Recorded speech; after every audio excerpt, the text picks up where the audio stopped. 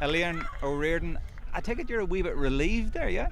Oh, geez, definitely. Eoghan Rua, geez, they brought everything today. Like they had their homework done, and God, it could have went anywhere there towards the end. But geez, we're relieved and delighted now to be going back to Croke Park.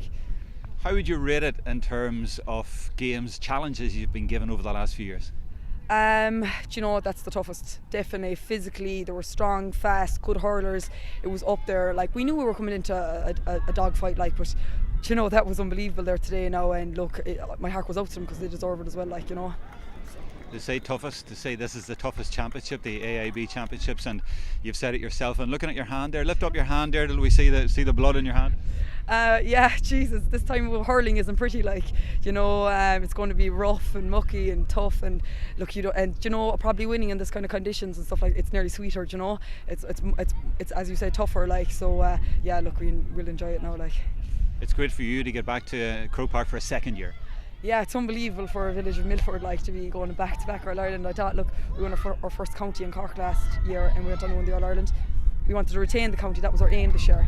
But little did we know we'd be going back to Croke Park, so look, it's brilliant for the village of Milford.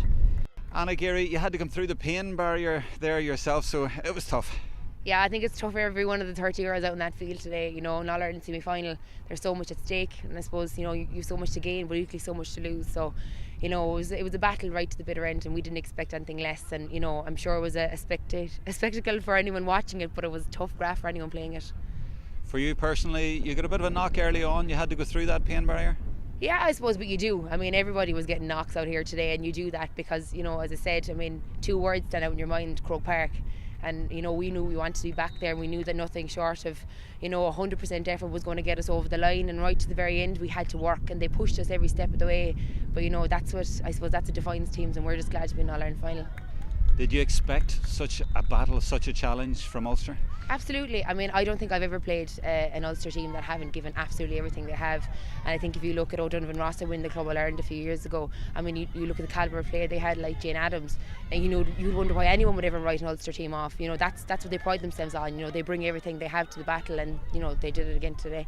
How worried were you in the last 15 minutes or so? Eoghan Rua were coming on pretty strong. They were, but I mean, it's an All Ireland club senior semi-final. I mean, everybody wants it, and, you know, there's so much at stake. But, you know, we had 15 minutes left, and I think the most important thing in a situation like that is never to panic, because it's panic makes mistakes. And, you know, I suppose the margin of error is so small in games like this that we knew we couldn't concede a goal. And I think that was the reason, you know, why we were able to hold our composure towards the end.